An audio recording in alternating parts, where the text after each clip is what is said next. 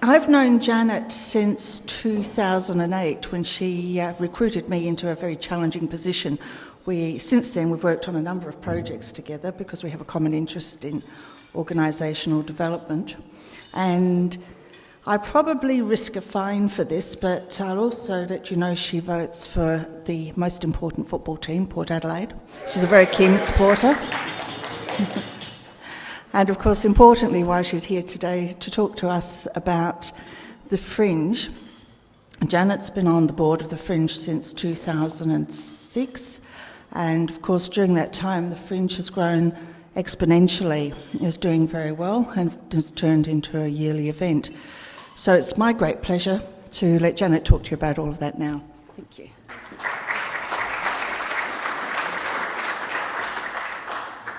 Thank you. I was a bit worried when Glynis said she was going to tell you about the Port Adelaide, because I thought, well, can you hear me? Because I thought, well, also my son-in-law's on the board of Port Adelaide, so if there's a lot of Crow supporters here, you better shoot me now. I must say this year at Adelaide Oval, I thought was, this year and last year, I think it was this year, was fantastic, wasn't it? Those of you who've come. It's been a wonderful thing, and particularly when your team's winning, it's even better. Yes, we're very big Port supporters. Okay, yes, I've been on the Fringe since 2006 board. I actually did a lot of work for the Fringe in 2005, because in 2005 the Fringe was actually in a pretty difficult place. The government actually of the day got rid of the board and put on a new board, and I went and helped the new board to actually restructure the Fringe. And as a result of that, I was asked to join the board, which I'm very proud of, because it's just changed so much over the last 8 years. I'm actually supposed to step down this year, but they've asked me to stay on because they've got also a very new board again this year, and I'm sort of the continuity from the old board to the new board. So I feel very privileged that they asked me to do that. I thought I'd give you a little bit of information about the evolution of the Fringe. It started in 1960 by a wonderful man called Frank Ford, and he's actually also started the Adelaide Cabaret Festival. He's in his late 70s now, and he's just amazing. He's still, no sign of slowing down.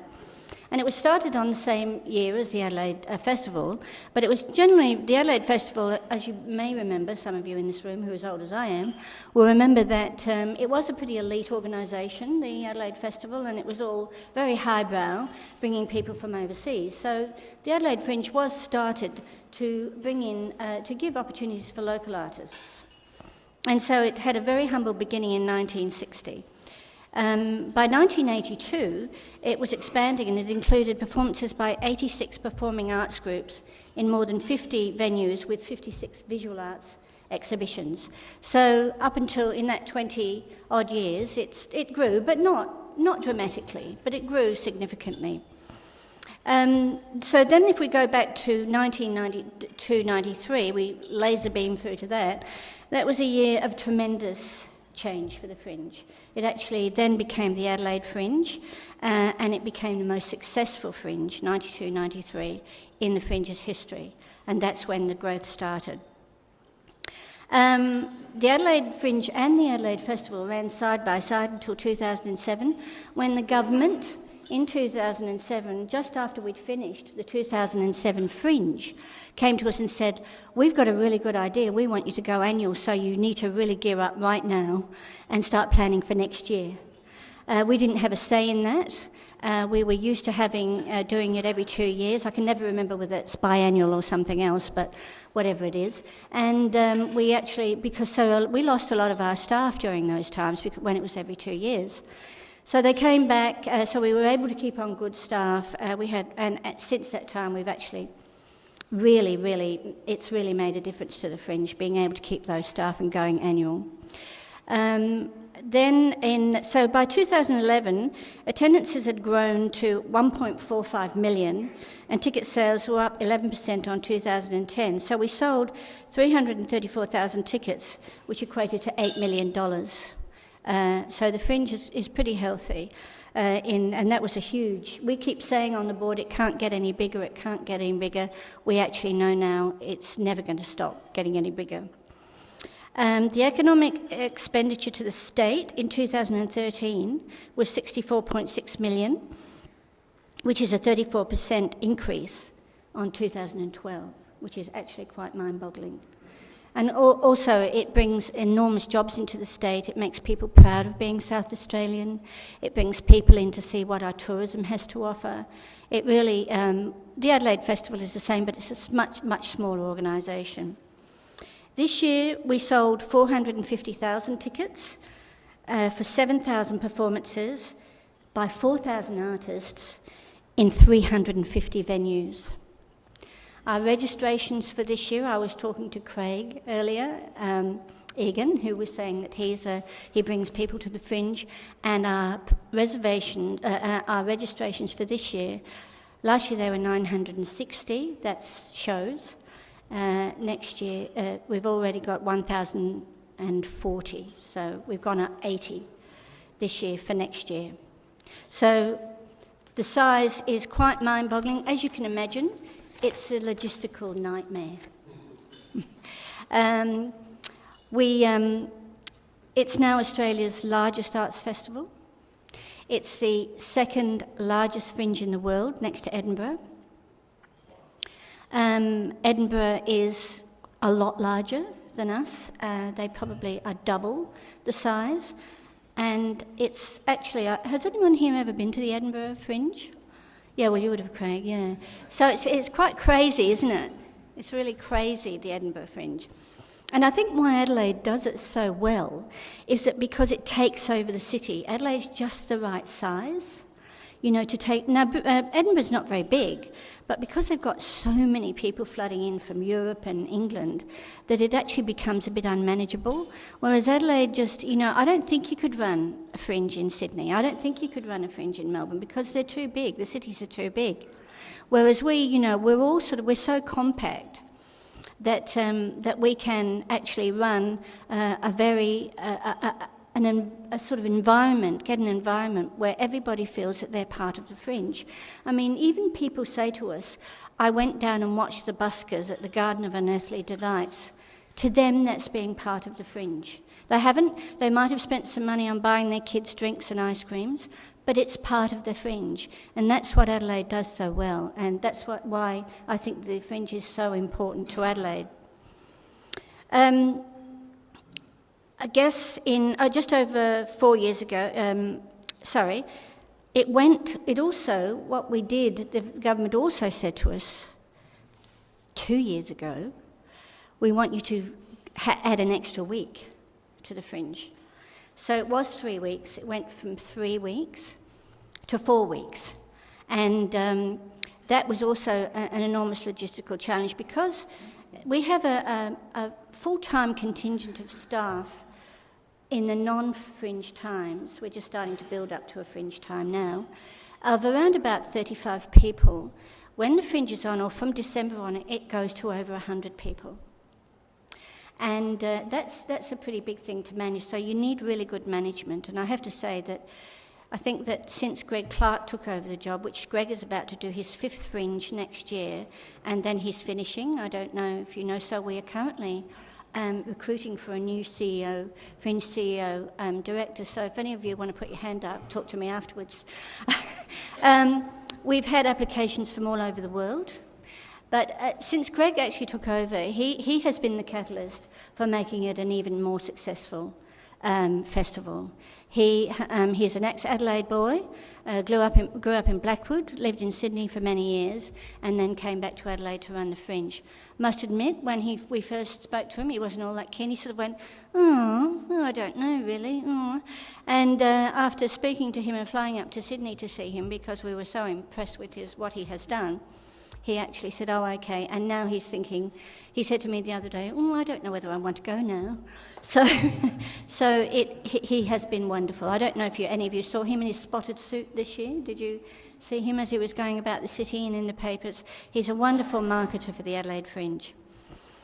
Now, I thought I'd tell you a little bit about the challenges that we face too, not just logistical. We also have problems with the fact that we are a non-curated festival.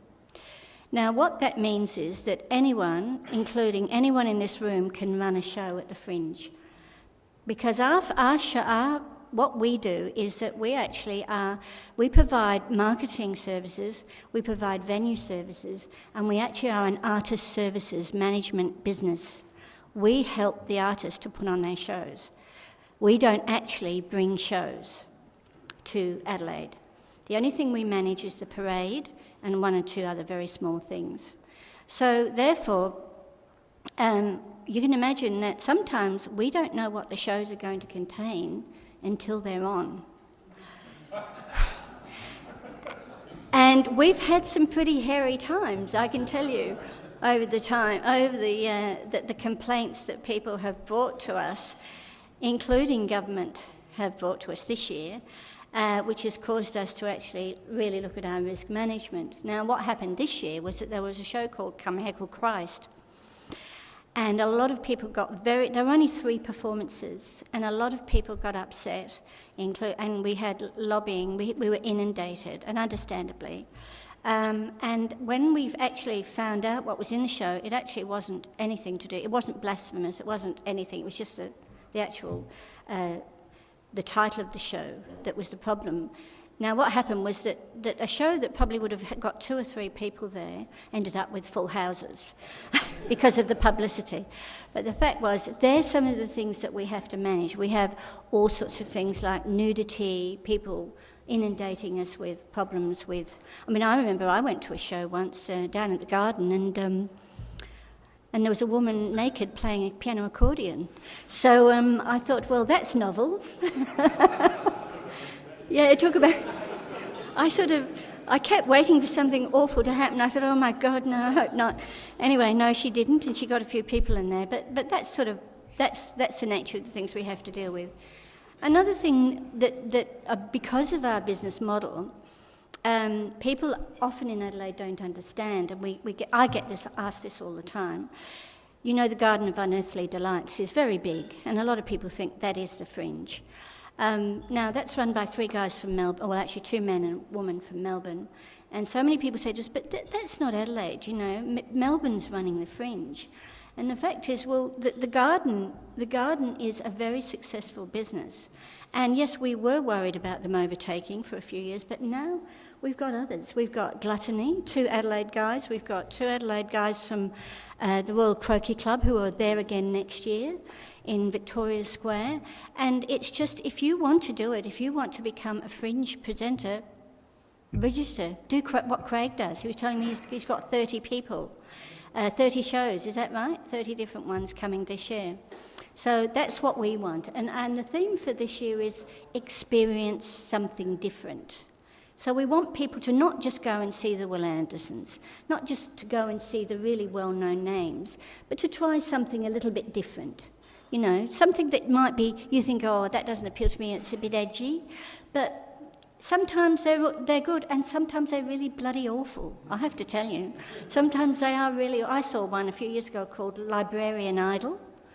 It was patterned on Australian Idol singing, and it was one-man show, and first of all he couldn't sing, and his material was terrible. I mean, it was just terrible. So there's, you know, that's the Fringe. We saw a show a few years ago called 2 Old Farts and a Tart. It was a group of guys down at the Glenelg Bowling Club who put on a show, and it was terrific. They did a really good job, and they raised money for their bowling club. So the registration fees are very minimal for small shows. We encourage people to come along. I'd just like to give you some little points of difference between Adelaide and Edinburgh and the success of it. The average Adelaide Fringe audience is 30 people. In Edinburgh, it's 9. So we're doing better for the artists than they are there. Last year, Edinburgh staged over 2,000 different shows. We did 960, and as I mentioned, next year we've got 1,041. I guess during my involvement, it's grown and continued to grow in a way that we couldn't have envisaged when I first came on the board, and the new board, who were very visionary, led by a woman called Judy Potter, who was the chair, and Judy did wonders for the Fringe. She's got so much energy. And we have got a terrific board. She's just stepped down after 10 years. She's feeling a little bit unloved at the moment, even though she had more farewells than Nellie Melba. I think she had about 10 farewells. I got sick. I said, I'm sick of going to shows and drinking wine, Judy. It's about time you went. She said, I've got no problem with leaving. She said, I've got no problem with leaving. I'm like that. I can leave it behind, but she has. And she's great. She's a friend of mine. We believe it's really important that the Fringe stays true to its core values, which is open access. Anyone can put on a show. Encouraging artists to bring not just the big names, but to bring the up-and-comers so that we can... I mean, I think Nick Minchin, not Nick Minchin, that's a politician. Who's the Minchin guy who plays... Tim Minchin. I don't think Nick Minchin would like that, do you? Tim Minchin started off at the Adelaide Fringe, and he's now become an international superstar. So, you know, we're very proud of it, and I'm very, very proud to be involved with it. And I really hope to see you all at one or a number of shows in the Adelaide Fringe, and it runs from February the 13th to March the 15th next year. So thank you. Am I on time? Yep, magnificent. Am I? Now we're going to ask you to field a few questions. Yeah, sure. After that very compelling address, I'm sure there's going to be a few questions. So if you'd like to fire a couple Janet's way, I'll marshal those and hear what she's got to say. Happy to. Yes. Janet, I'm Melbourne. Just what's the gross box office for the Fringe? The gross box office for last year was 11 million. This year. I keep saying last year because it's last Fringe, but it was this year. That's a good answer. It was over. 11 plus. Tony. No, other Tony. Tony Robbins. Who's on first? How many shows from our Fringe finish up in Anthem? Good percentage? Or? Yeah, good percentage. I mean, obviously out of 960, you're not going to get 900. You're not going to get 900. But what we do is we have this thing called Honeypot, and we get money from all different countries and government here to fund people coming from overseas to come and see shows, so that to buy them, to take them back. So it's not just we've had shows go to Hong Kong, Taiwan. A terrific story is Gravity and Other Myths, which is an Adelaide company, a circus company, and they were bought a couple of years ago by the Edinburgh Fringe, and they're wonderful. I don't know if you've seen them.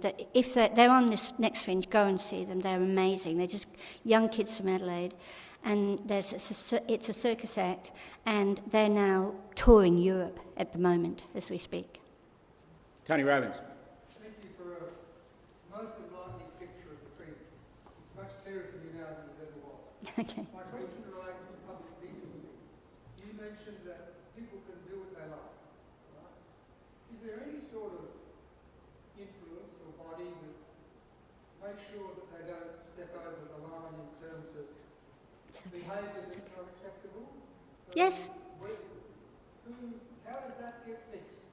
We do have a code of conduct, and we do have a policy that identifies what is considered to be decent or indecent. But as you can imagine, Tony,